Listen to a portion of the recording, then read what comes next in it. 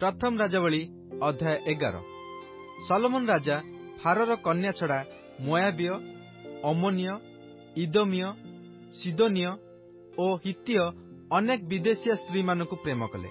एही गोष्ठिया मानक विषय सदाप्रभु इस्राएल संतानगण को कहिथिले, तुमने सेमानक मध्यकु जीव नाही, केवल सेमाने तुममानक मध्यकु आसीबे नाही, कारण सेमाने निश्चय अपना अपना देवगण प्रति तुममानक मनकु विपदगामी करिवे। सलोमन एमानक प्रति प्रेमरे आसक्त हेले, एणु तांकर 700 राजपत्नी और 300 उपपत्नी हेले। आउ तांकर पत्नी माने तांकर मनकु विपदगामी कले, कारण सलोमन वृद्ध हुअन्ते एपरि घटिला जे तांकर पत्नी माने अन्य देवगण प्रति तांकर मनकु विपदगामी कले। पुणी तांकर पिता दाऊदंकर अंतकरण परि तांकर अंतकरण सदाप्रभु परमेश्वर प्रति सिद्ध नइला। मात्र सलोमन सिदोनिया मानक देवी अष्टारोत्र और अमोनिया मानक घृणायोग्य मिल्कमर पश्चातगामी हेले। पुणी सदाप्रभुंक दृष्टि जहा मंद ताहा सलोमन कले और अपना पिता दाऊदंक परि संपूर्ण रूपे सदाप्रभुंकर पश्चातगामी नहिले। तहु सलोमन जेरुसालेम सम्मुखस्थ पर्वतरे मोयाबर घृणायोग्य कमोस निमंते और अमन संतानगणर घृणायोग्य मोलक निमंते उच्चस्थली निर्माण कले। एही रूपे तांकर जो विदेशिया पत्नी माने अपना अपना देवगण उद्देश्य धूप जलाइले और बलिदान कले, से समस्तक पई से सेपरि कले। एहेतु सदाप्रभु सलोमन प्रति क्रुद्ध हेले, कारण तांकर अंतकरण सदाप्रभु इस्राएल परमेश्वर ठारू विमुख होइतिला। सदाप्रभु तांकु 2 थर दर्शन देइथिले और सेही विषय आज्ञा करी अन्य देवगणर पश्चातगामी हेबाकू निषेध करथिले। मात्र सदाप्रभु जहा आज्ञा कले ताहा से प्रतिपालन कले नाही। एहेतु सदाप्रभु सलोमन को कहिले, तुम्भ द्वारा एहीपरि हेबारु और आम्भे तुम्भको आपणार जो नियम और विधि आज्ञा कलु ताहा तुम्हे पालन न करिबारु आम्भे निश्चय तुम्भटारू राज्य चिरी नहीं तुम्भ दासकु देबा। तथापि तुम्भ पिता दाऊदंक सकाशु आम्भे तुम्भ समय यह करिबा नहीं, मात्र आम्भे तुम्भ पुत्र हस्तरु ताहा चिरी नेबा। तथापि समुदाय राज्य चिरी नेबा नहीं, मात्र आम्भ दास दाऊद सकाशु और आम्भर मनोनीत जेरुसालेम सकाशु आम्भे तुम्भ पुत्र को एक गोष्ठी देबा। अनंतर सदाप्रभु इदोमीय हदद को सलोमनकर विपक्ष करी उत्पन्न कले। से इदोमीय राजवंशज थिला।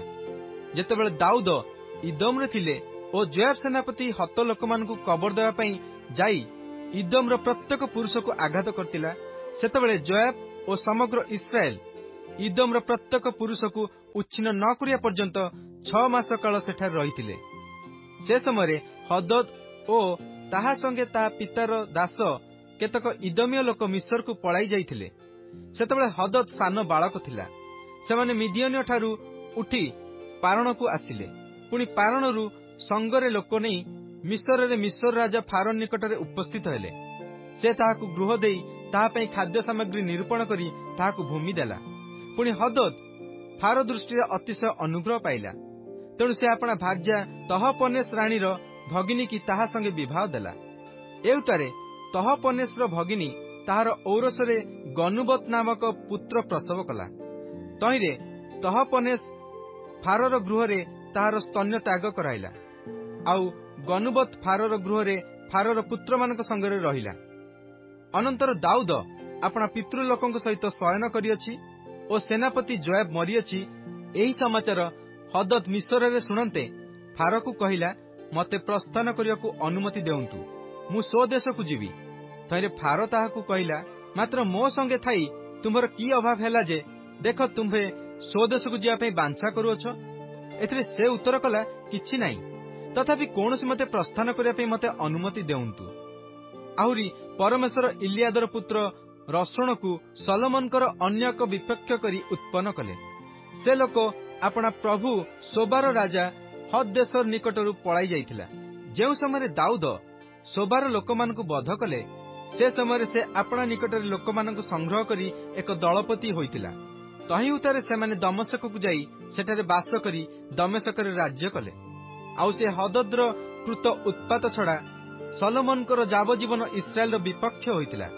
से इस्राएल को घृणा करी अराम उपरे राज्य कला।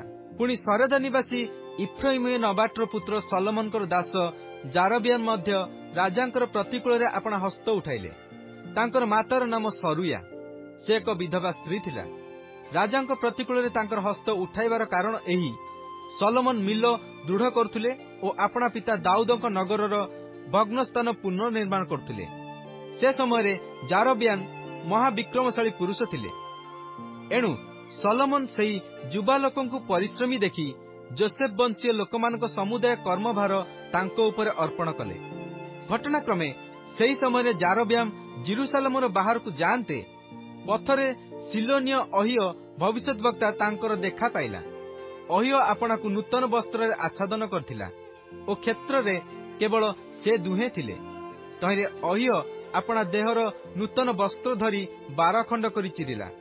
ଆଉ ଜାରବିଆମକୁ କହିଲା, ତୁମ୍ଭେ ଆପଣା ପାଇଁ 10 ଖଣ୍ଡ ନିଅ, କାରଣ ସଦାପ୍ରଭୁ ଇସ୍ରାଏଲର ପରମେଶ୍ୱର ଏହି କଥା କହନ୍ତି, ଦେଖ, ଆମ୍ଭେ ସଲୋମନର ହସ୍ତରୁ ରାଜ୍ୟ ଚିରି ନେବା ଓ ତୁମ୍ଭକୁ 10 ଗୋଷ୍ଠୀ ଦେବା। ମାତ୍ର ଆମ୍ଭ ଦାସ ଦାଉଦ ସକାଶୁ ଓ ଇସ୍ରାଏଲର ସମସ୍ତ ଗୋଷ୍ଠୀ ମଧ୍ୟରୁ ଆମ୍ଭର ମନୋନୀତ ନଗର ଜେରୁସାଲେମ ସକାଶୁ ସେ ଏକ ଗୋଷ୍ଠୀ ପାଇବ।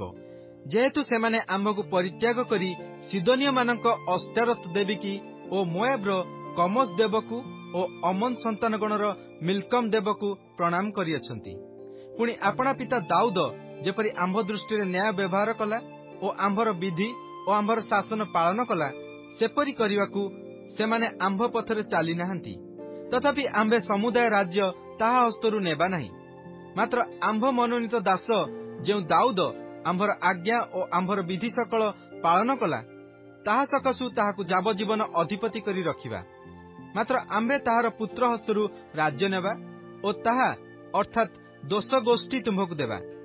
ଆଉ ଆମ୍ଭେ ଆପଣା ନାମ ସ୍ଥାପନ କରିବା ପାଇଁ ଯେଉଁ ନଗର ମନୋନୀତ କରିଅଛୁ, ସେହି ଜେରୁସାଲେମରେ ଯେପରି ଆମ୍ଭ ଦାସ ଦାଉଦର ପ୍ରଦୀପ ଆମ୍ଭ ସମ୍ମୁଖରେ ସର୍ବଦା ରହିବ, ଏଥିପାଇଁ ତାହାର ପୁତ୍ରକୁ ଏକ ଗୋଷ୍ଠୀ ଦେବା।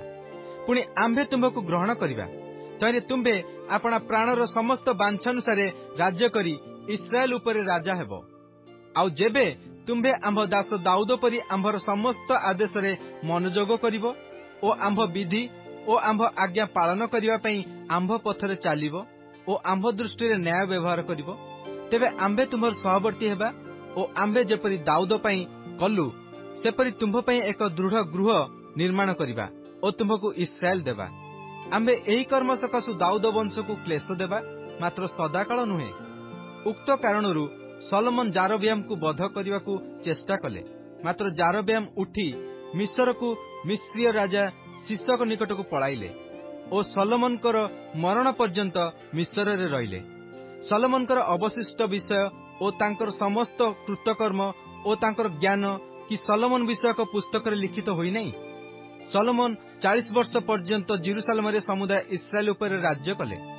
ତହିଁଉତାରେ ସଲୋମନ ଆପଣା ପିତୃଲୋକଙ୍କ ସହିତ ଶୟନ କରି ଆପଣା ପିତା ଦାଉଦ ନଗରରେ କବର ପାଇଲେ। ତହୁଁ ତାଙ୍କ ପୁତ୍ର ରିହବିଆମ ତାଙ୍କର ପଦରେ ରାଜ୍ୟ କଲେ।